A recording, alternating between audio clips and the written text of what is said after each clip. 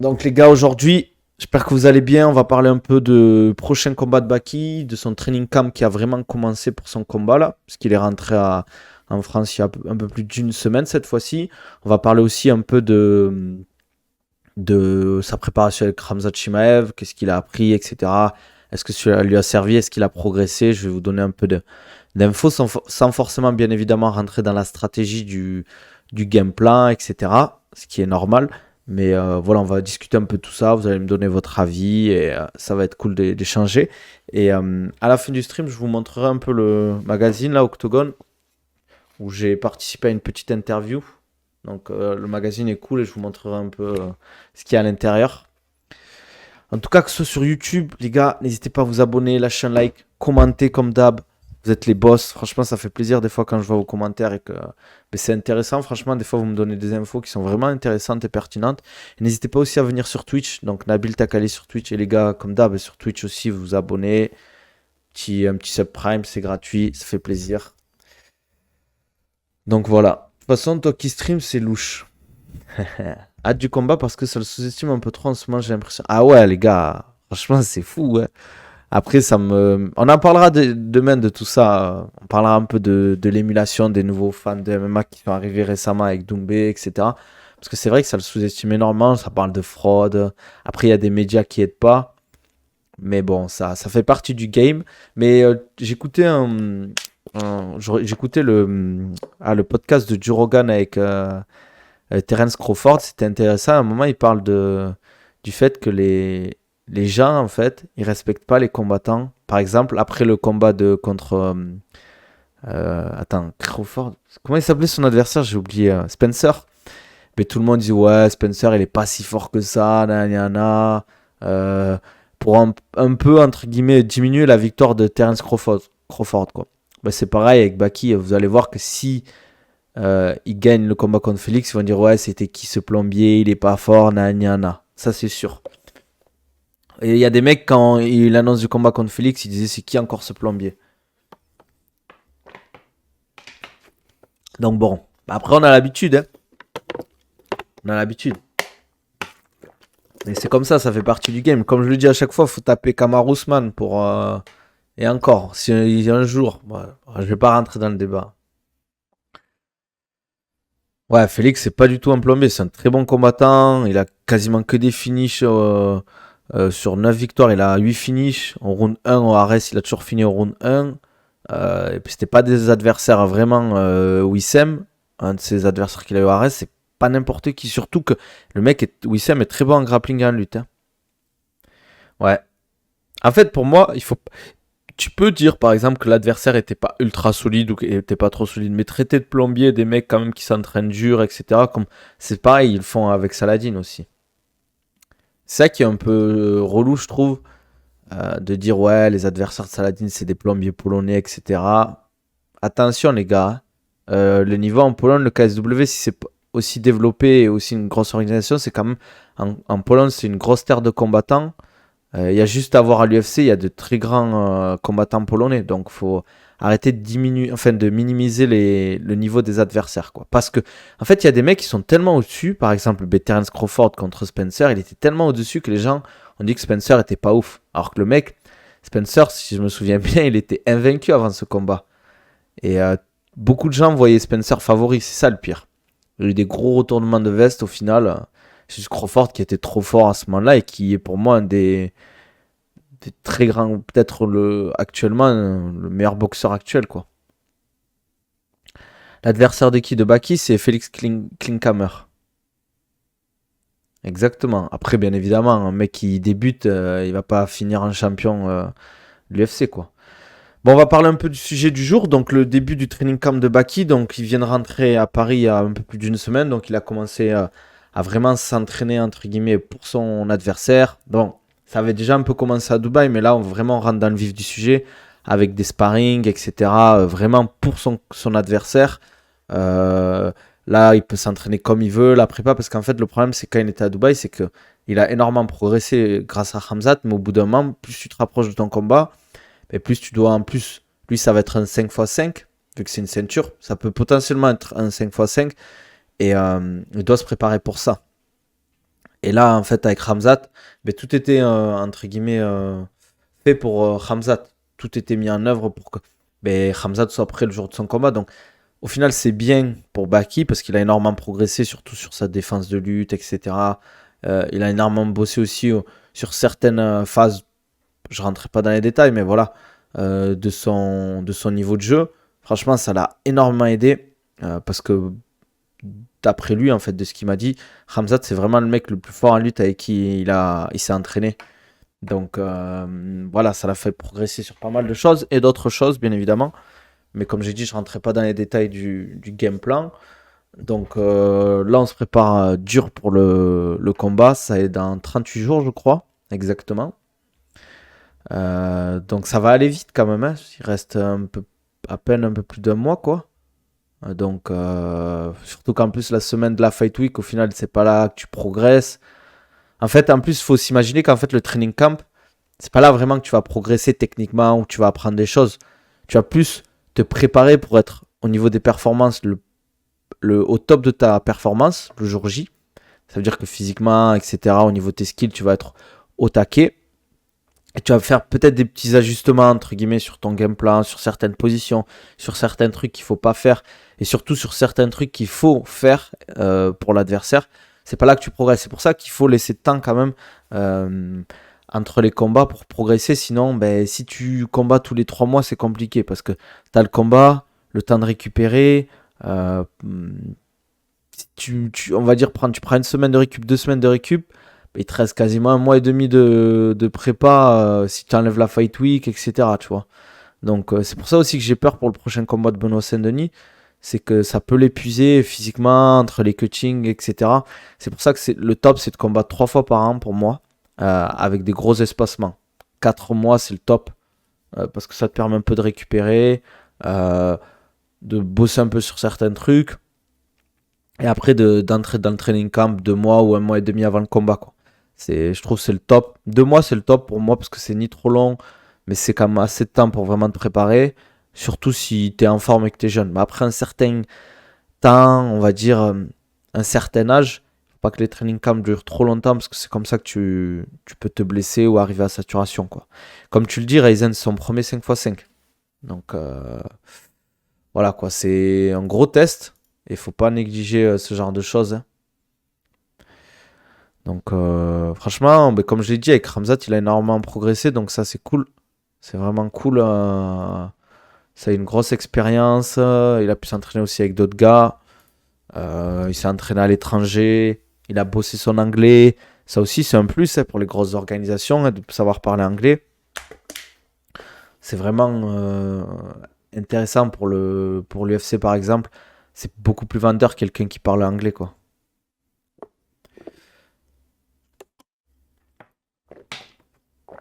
Alors, plus personne peut le surprendre, Baki, après ce training. Ah, tu peux toujours se faire surprendre après, hein. Mais c'est sûr qu'en lutte, ils ont bien bossé la lutte. Donc, franchement, lutte et même grappling, il est très bon en grappling. Il a un style de grappling vraiment particulier.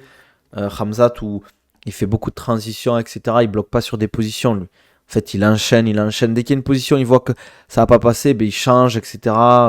Donc, les risques de blessure pendant la fight week est plus grande. En fait, ouais, t'as quand même des chances de te blesser parce que après, c'est pour ça que tu fais attention, t'évites de t'entraîner entre guillemets pendant la fight week. À part les 2 premiers jours, tu peux faire des petits entraînements vraiment légers, etc. Peut-être jusqu'à mercredi, mais c'est vraiment très court, quoi. Parce que t'es déshydraté, enfin, t'es plutôt sous-alimenté, t'as la fatigue du training camp quand même qui se fait ressentir, t'arrives quand même avec les réserves assez basses parce que tu perds beaucoup de poids quand même. Donc, tu as plus de chances de te blesser si tu fais pas attention. Après, le risque zéro n'existe pas. Ryzen, Baki, il cut combien à peu près? Après, ça dépend de ce que tu appelles cutter, mais en général, on commence, il est à 89 kilos. Quand il est vraiment hors camp, il est à 90, 91, voire 92. Quand on sait qu'on commence le training camp, il essaie d'être à 90 kilos et on combat à 77. Ah, Hamzat, ça se voit qu'il est un peu fou hein, dans sa tête, quoi. Mais ça fait partie du jeu quand t'es combattant et à très haut niveau. Si si tu vois, les champions, ils ont toujours un peu ce grain de folie, ce truc un peu foufou, tu vois, qu'ils ont. Ouais, ils cut pas mal quand même. C'est un bon 77, quoi. Très gros 77, ouais. Après, c'est une force et une faiblesse, en fait. Mais bon, c'est pour ça qu'en 70, ça va être compliqué, quoi. Si un jour, je pense qu'il y a plus de chances qu'on combatte à 84, mais le problème, c'est toujours pareil, ça va être la taille. Mais ça n'empêche rien de combattre des fois en 84, quoi. Ouais. Ouais, j'ai vu encore qu'il a mis des stories de Kadyrov. J'espère que ça va pas bloquer au niveau des prochaines UFC, parce que s'il doit combattre à chaque fois qu'à Abu Dhabi, bah, il a quand même plus de 30 ans, je crois, Hamzat. Ça lui fait un combat par an, c'est compliqué, quoi. Parce qu'après, je vois pas où il pourrait combattre, où il le laisserait combattre, quoi. Je l'ai jamais vu en difficulté, Baki, donc je sais pas à quoi m'attendre contre un gros niveau. En fait, d'ailleurs, après, plus tu progresses dans le classement, par exemple à l'UFC, plus ça devient difficile, hein. On n'a jamais vu, peut-être Habib. Qui c'est pour vous le mec le plus dominant à l'UFC? Qui a vraiment fait un run très dominant? Moi, je vois Habib. Ouais, je vois personne d'autre à part Habib, en fait. Pour moi, c'est le seul vraiment. C'est pour ça en fait que je le mets dans les GOAT, Habib, parce que ok, il a pas fait un run de fou, ou il a pas défendu énormément sa ceinture, mais en termes de domination, même des mecs comme John Jones, ils ont dû faire des guerres de fou en fait. Et pourtant, ça reste une catégorie, les lightweight, une des, la plus compétitive, voire une des plus compétitives quoi. Ouais, ouais, je vois ce que tu veux dire, Ilias, avec toutes les déclats chocs qu'il a fait sur ce sujet. Il a juste perdu un round à l'UFC ou dans sa carrière? Parce que enfin, si c'est à l'UFC, c'est déjà énorme, mais si c'est dans sa carrière, c'est ouf en vrai. Un round de perdu, vous imaginez? Un round de perdu sur une. 27-0, Khabib? Palmarès, je sais jamais. Ah, mais déjà, l'UFC, c'est énorme en vrai. 29, je sais jamais en fait. J'ai regardé, Khabib.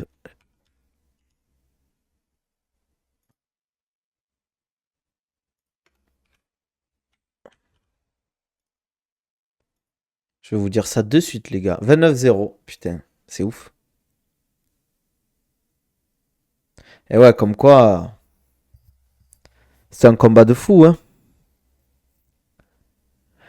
Mais comme je vous l'ai dit, franchement, son adversaire à Baki, attention les gars, faut surtout pas le sous-estimer, très opportuniste. C'est un peu le même style qu'Abdul au sol. C'est un mec, si tu lui laisses un peu trop d'espace, il t'endort et il te place une soumission, tu la vois même pas arriver quoi. Donc c'est vraiment un mec, en plus il a un style vraiment particulier, c'est dur à parce qu'il a un style karatéka, donc faut trouver en plus des mecs qui ont un peu ce style-là, beaucoup de kicks.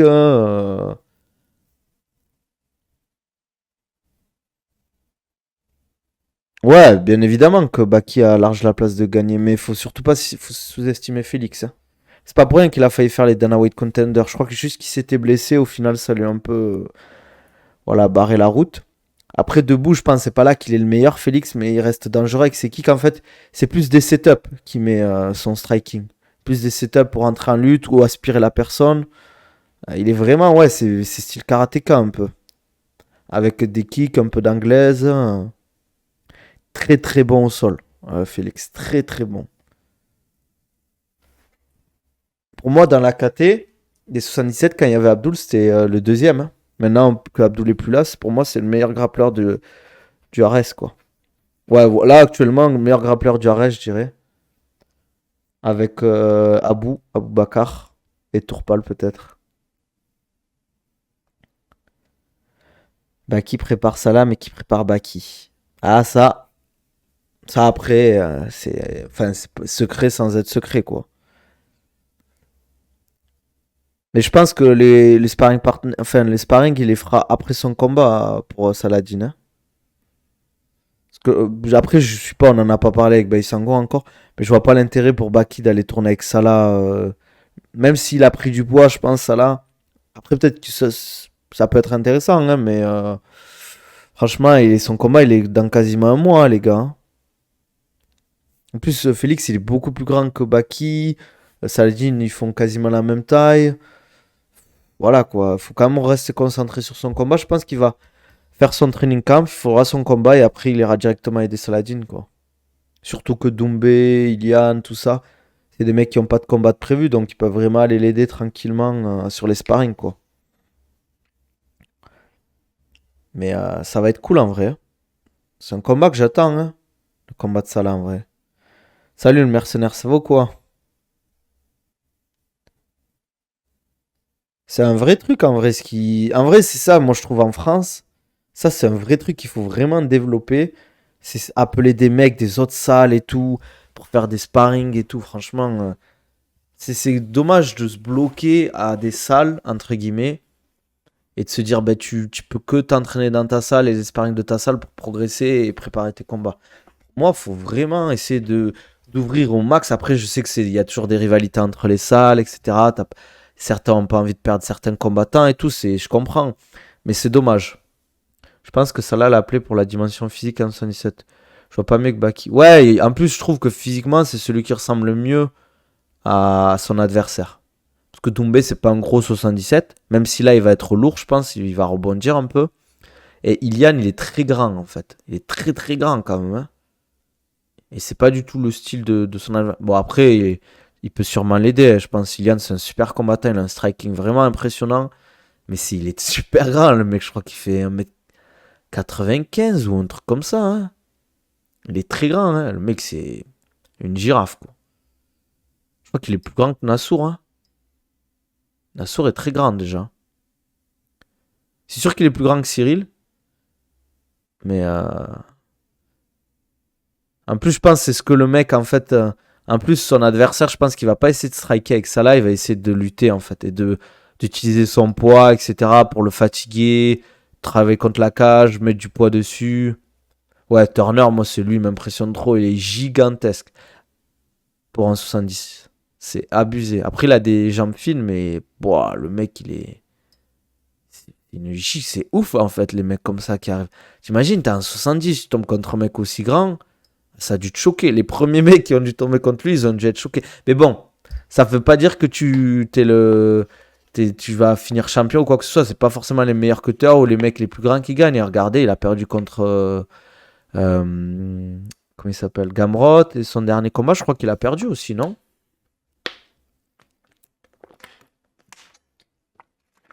Putain, je bois les cristallines comme Molina, les gars. C'était serré. Ouais, après, ça reste serré, mais bon. Serré ne veut pas dire dominer n'est pas gagné, hein.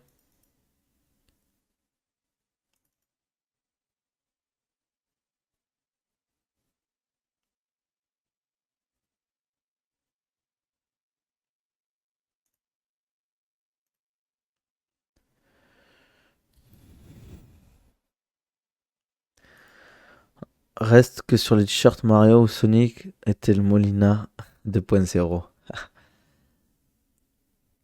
Bon les gars, je vous montre un peu le... Aujourd'hui c'était une petite vidéo, ouais, c'est dimanche quand même les gars, je vais pas vous garder trop longtemps. Je vous montre un peu le magazine Octogone là. Et c'est pas, j'ai pas de placement de produit, je gagne zéro. Attendez, je gagne 0 € avec ça. C'est juste que je trouve que c'est cool de donner un peu de la force à des gars. Euh, donc ouais, c'est un magazine qui parle de MMA. Je crois que c'est la deuxième édition là. Donc attendez, voilà, ils m'ont filé un poster de Baki. Donc voilà. Si vous commandez, je crois que le code promo de Baki, vous allez pouvoir avoir un poster. Donc attendez, je vais essayer de faire en sorte qu'on voit bien. Donc il y a un peu, pas mal de choses. Attendez, je vais faire comme ça va être plus simple. Il y a pas mal d'articles. Bah là, je crois que je suis tombé sur un article de Baki. Il y a Axel Sola, il y a le mec là qui est le speaker. Voilà, il y a pas mal de trucs. Il y a sur l'AEF, je crois. Ouais, l'AEF. Voilà, franchement, c'est des super articles, je trouve. Ils ont fait, même, je trouve visuellement, c'est super sympa ce qu'ils ont fait. Putain, mais j'arrive pas à centrer sur la caméra. Voilà, il y a des profils comme Mofsar qui est de la cage coaching. Ouais, les trucs sur Manon Fiorot, Morgane Charrière. Je trouve que c'est vraiment stylé ce qu'ils ont fait. Euh, voilà, Baki, des trucs comme ça, quoi. Franchement, c'est top, hein, parce que vous en apprenez vraiment des choses intéressantes en plus. Par exemple, sur Baki, c'était vraiment bien. Axel Sola, Virgile, voilà quoi. Ben, Aldric Cassata, pardon, sur le Boxing Squad. Et ben, ils ont fait aussi un truc sur moi, donc c'est cool. Un truc sur Sacha aussi. Très bon gars, franchement. Très bonne rencontre du MMA. Qui travaille chez RMC, qui fait souvent les streams et tout. Vraiment un gars passionné, qui fait du bon taf. Donc n'hésitez pas à aller le follow. Je trouve que c'est un... Franchement, son stream, enfin le Twitch avec Paul là, Dena je crois, qu'ils ont fait sur le PFL, c'était vraiment top. J'aurais kiffé qu'ils fassent toute la carte, hein, les deux. Franchement, c'était vraiment trop bien. Et bien évidemment, le meilleur pour la fin. Donc voilà, c'est une petite interview, ça fait toujours plaisir les gars. En vrai, ça fait toujours plaisir. Et, voilà quoi. Donc je crois que vous pouvez aller, c'est sur Insta au menu du jour. Vous pouvez aller prendre le truc, hein. Vous pouvez faire une collection. Et en vrai, franchement, c'est vraiment top. Ça vaut son petit truc, donc n'hésitez pas, hein. Il y a même des petits jeux, je vais vous montrer. Des petits jeux en mode les mots croisés du MMA, comme ça quoi. Enfin voilà. Bon les gars, si vous avez des sujets ou des trucs avec lesquels on pourrait parler, c'est maintenant ou jamais. Sinon, après, j'ai cuté le stream, hein. Je sais pas, il n'y a pas eu trop de news aujourd'hui, hein. Parce que franchement, j'ai pas trop regardé l'UFC, je vais pas vous mentir. La carte m'intéressait pas trop. J'ai regardé juste le combat de Ousmane contre. Comment il s'appelle? Ah là là, j'ai perdu le mot. Ousmane. Ousmane. Ah là là. Ouais, le Bobby Green, il fait KO au premier round, c'est bon. Comment il s'appelait le mec, l'adversaire d'Ousmane? Quand même, pour un caucasien, il a un striking de fou, Ousmane, hein. C'est vraiment le. Je trouve il est super complet. Bonne lutte, bon grappling. Primus. Je trouve qu'en fait, c'est un Makhachev un peu 2.0, entre guillemets. Après, toujours pareil, ça reste le Bellator. C'est pas l'UFC en termes d'adversité. C'est quoi la strat de Baki face à Félix? Ah, Tchakongo, les gars, je vous fais confiance. Mais on sait jamais. Imaginez, je vous donne la strat, par exemple. Pas sur Twitch, mais par exemple, je mets le replay sur YouTube. Il y a un mec qui aime pas Baki. Il va envoyer un message à Félix. Tac, tac, tac, tac, tac. Ouais, ils ont prévu ça, ça, ça, ça, ça. Voilà. Les gars, bien sûr. Bien sûr, les gars. Nous, on rigole zéro. Sur ça, on prend zéro risque. Zéro info, on prend pas de risque. Ouais, Fiziev de retour en 2025. Ouais, franchement, c'est long en 2025, hein. Doumbé contre Anthony Pettis, j'en pense quoi? Je pense que Doumbé a largement le truc pour fumer Anthony Pettis. Parce que c'est pas l'Anthony Pettis Prime. C'est pas vraiment un 77. C'est plus un 70 qui monte en 77 parce qu'il peut plus cutter, entre guillemets, ou il a plus le courage. Donc je pense que Dumba a vraiment. Pour moi, c'est un des match-ups les plus faciles, des match-ups potentiels, futurs potentiels de Doumbé, quoi. Merci Space84, 493, pardon, pour le follow. Bienvenue. Bienvenue. Tu verras, Congo. Tu verras. Je peux pas en dire plus. Sans sub, je parle. Le bug. En fait, je savais pas comment dire Space 80. Non, les gars. Welcome salam, ça va, alhamdoulilah, et toi? Ouais, j'en parle pas de Chakongo. En vrai, tu pourrais dire, ouais, ça a pas d'incidence. Mais je peux pas en parler. En vrai, c'est trop important. Mais envoie son sub made in Turkey, il y a ça. Mais ça comptera pas, tu vois. Mais ouais, je parle pas de la stratégie ou des tactiques. Tout ce qui est technico-tactique, j'en parle pas de ça. Ce que je ferais, les gars, par contre, c'est que je ferais un peu comme. Mais tu sais qu'il y a Chakongo, genre de dire l'inverse ou donner des fausses informations. Ça, par contre, c'est très courant, hein. C'est un peu ce que je pense fait Ngannou, par exemple, avec le combat contre Fury. Il poste des vidéos, il est assez lent, c'est fatigué, mais je pense que même Fury et son équipe, ils sont pas dupes. Euh, il tapera bien évidemment beaucoup plus vite, entre guillemets, le jour du combat. Mais ça se fait, hein, de lâcher des fausses infos, quoi. Je voulais dire un truc, mais j'ai oublié. J'ai oublié. Mais franchement, là, on va avoir, les gars, on va avoir que des bangers qui arrivent. UFC, Abu Dhabi, les gars, d'ailleurs, à partir de mardi et mercredi, on va faire full UFC Abu Dhabi. On va parler du co-main event et du main event.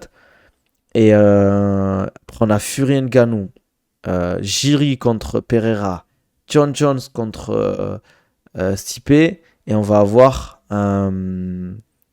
Covington contre Leon Edwards. Laisse tomber, les gars. C'est incroyable le mind game comme ça. Ouais, mais c'est très. En vrai, les sports de combat, c'est beaucoup de stratégie. Il y a, entre guillemets, hors du combat, il se passe beaucoup de choses qui influent sur le combat, hein. Les gars, on en a tous parlé, mais en vrai, la pression, par exemple, tout ce qui s'est passé autour du Dombe Zebo, ça a énormément d'influence sur le combat et sur l'après-combat, sur tout ce que Doumbé a eu et tout ce que Zebo a eu, quoi. On va devenir obèse dans cette fin d'année. Nassour, on a la raison. Ben, je sais pas, non. Je pense que c'est par rapport à ce qui s'est. Son truc aux urgences, hein. C'est bizarre en vrai. Ah oui, non, mais c'est problème de passeport, c'est vrai. Putain, mais c'est relou en vrai, ça. C'est bon, attends. Tu peux pas aller aux Émirats, c'est quoi ce truc là? On est où là?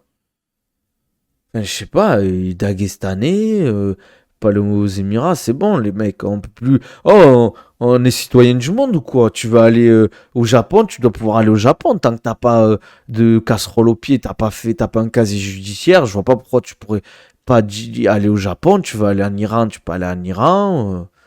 Je sais pas. Pour moi, après, bien évidemment qu'il y a des raisons. Je vais pas faire le naïf, etc. Mais tu devrais pas pouvoir être empêché d'aller dans un pays. Je sais pas. Surtout qu'il a rien fait, Nassour. Il fait rien, il est juste daguestanais, quoi. Donc, ouais. Mais je ferai, les gars, après le combat de Baki, ce que je ferai, c'est comme j'ai fait là, de son dernier combat, je prendrai son combat, je ferai une analyse un peu du game plan qu'on avait mis en place. Si ça se passe bien, bien sûr. Si on perd, par contre, il n'y aura pas d'analyse, les gars. On le fera notre analyse en privé, quoi. T'as certains peuples qui peuvent même pas vivre sur leur terre, mais ils préfèrent not to speak. Ah, ça. Ah, ça, les gars. Vaut mieux pas que j'en parle, sinon je saute, hein. Incroyable les vidéos comme ça. Ouais, franchement, la dernière vidéo que j'ai fait sur ça, elle a explosé. J'ai fait 40 000 vues, un truc comme ça. Les gens ont kiffé. Donc, j'en referai une. J'espère que je vais pas. Bon, tant pis si je gagne pas d'argent. Mais parce que je vais me faire strike par le robot. Mais c'est pas grave, ça vous permet de un peu voir un peu les préparations de combat, etc. De voir un peu comment on analyse un combat, comment ça a été mis en place, s'il y a eu des adaptations et tout. Je trouve que c'est super intéressant en fait d'avoir. Et c'est très rare quand même d'avoir des retours de l'équipe des combattants et vraiment une analyse assez poussée du combat, quoi. Donc je vais vous faire ça, j'essaierai de faire ça. Après, moi, je rentre 2 jours après le combat, donc je rentrerai et, euh, et le lendemain, le retour, je pense que je vous ferai ça, quoi. Salut Léo, ça va quoi? En forme? Salut le sudiste. Les gars, vous venez en fin de stream, les gars. Faut venir à l'heure, on est dimanche. Vous avez pas d'excuses quand même. Franchement. Ah ouais, je viens de repenser à Fiziev là. C'est long, hein. 2025. Oh là là. En vrai, franchement, mon carrière pas finito, mais pour moi, c'est mort pour le titre, hein. C'est sûr qu'il. C'est fini, quoi. Ça va, tranquille. Je sors du sport, là, je pouvais pas venir plus tôt, chef. T'es sûr que tu faisais du sport, Léo? Tu fais quoi comme sport? Ouais, sa hype, elle va baisser, c'est fou, hein. En vrai, on va un peu le mettre de côté. Il va descendre dans le classement, hein, en plus, hein. Parce qu'il y a des mecs qui vont monter. Il y a des mecs comme Benoît. Il y a des mecs. Comment il s'appelle? Il y en a un autre qui monte bien aussi en lightweight. Mais voilà, quoi. Il y a des mecs qui vont prendre sa place, hein. Après, je pense pas que Fiziev ait vraiment le niveau pour, pour être champion, quand même. Après, quand tu vois quand même que le striking revient un peu à la mode, mais je sais pas, hein.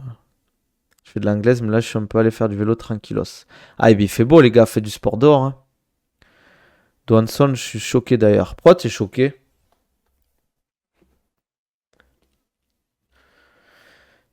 Moi, par exemple, vu la guerre qu'il a envoyée contre Geji, je dis qu'il a du potentiel. Ouais, mais compliqué, quoi. Ouais, c'est possible. Par contre, s'il gomme ses défauts, c'est sûr que. Mais bon, c'est plus facile à dire qu'à faire, quoi. C'est plus facile à dire qu'à faire, hein. Franchement, tu le fais pas en un an, par exemple.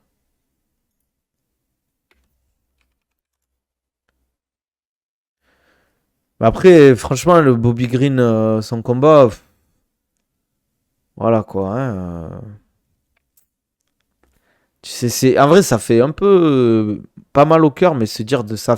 Franchement, le mec a même pas eu le temps de s'exprimer. Bon, le pire, ça a été par exemple Jordan Zebo. Je trouve qu'il a pas eu l'occasion de s'exprimer. Et tu dois être tellement frustré après ce genre de combat. Gamrot, quand tu vois ses dernières victoires à l'UFC, il a pas mal de réussite, je trouve. Je suis d'accord avec toi, mais la réussite, c'est toujours pareil. Il faut aller la chercher. Par exemple, je vous donne son combat contre Darius. Il le perd, mais il a pas démérité, quoi. Il a pas du tout démérité, quoi. À un moment, il se prend un bras arrière, il se fait knockdown, mais qui lui rentre dans les jambes à une vitesse. C'est impressionnant. Il y a 98% des gens, ils seraient restés en mode sur le dos, en mode oh là, j'ai pris un sacré parpaing autant que je récupère, quoi. Lui, il a pas hésité, il lui a rentré dedans, quoi. D'ailleurs, t'es dans le top 10 lightweight, ou pour moi, top 10 lightweight. Feather, Bantam, c'est que t'es bon, dans les autres KT aussi, bien évidemment, mais pour moi, ces KT, c'est les plus compétitifs. T'es vraiment un gros tueur à gage. Ouais, c'est relou pour Nassour, hein, parce que franchement, Aliskirov, je voulais voir ce combat. En plus, UFC Abu Dhabi, une des grosses cartes, il était en main card d'un UFC numéroté. Pay-per-view, ça lui fait financièrement, c'est bien aussi, hein.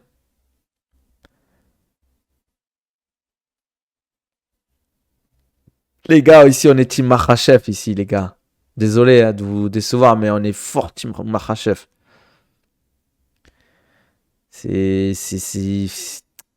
Mec, il arrive en terrain ennemi, Oliveira. On est comme dirait Létal. On est la team des islamo-grappleurs. Comment il fait financièrement, c'est trop galère là, je sais pas. Après, bon, il est pas, financièrement, il est pas à la rue, mais bon, c'est sûr que ça fait chier, quoi, hein. Ça veut dire que ça serait bien qu'il recombatte sur une autre carte numérotée avant la fin de l'année. Soit celle de Madison Square Garden, soit Las Vegas, hein. Tu penses Ousmane pour être champion à l'UFC? Impressionnant. Moi, c'est ça en fait. 25 ans, les gars. Il a que 25 ans, Ousmane.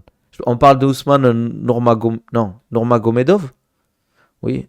C'est 25 ans, les gars. 25 ans.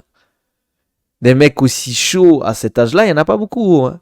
Pour moi, des mecs un peu avoir un niveau pareil, bah après, ça reste le Bellator. Mais il y en a très peu, hein. On a des John Jones.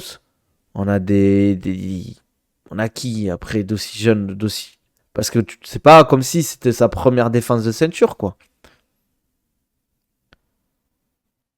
Pour moi, si par exemple Islam, il arrête par exemple dans 2 ans ou un an, il peut clairement, il a clairement le niveau lightweight pour être champion de l'UFC. Après, c'est pas, oui, le Bellator, c'est attention les gars, c'est pas, voilà quoi, c'est pas des guignols là, c'est très très bon niveau le Bellator, mais ça reste quand même en dessous du UFC. Pour moi, actuellement, je vois pas, à part Ousmane, un top 10 du Bellator avoir le niveau du top 5.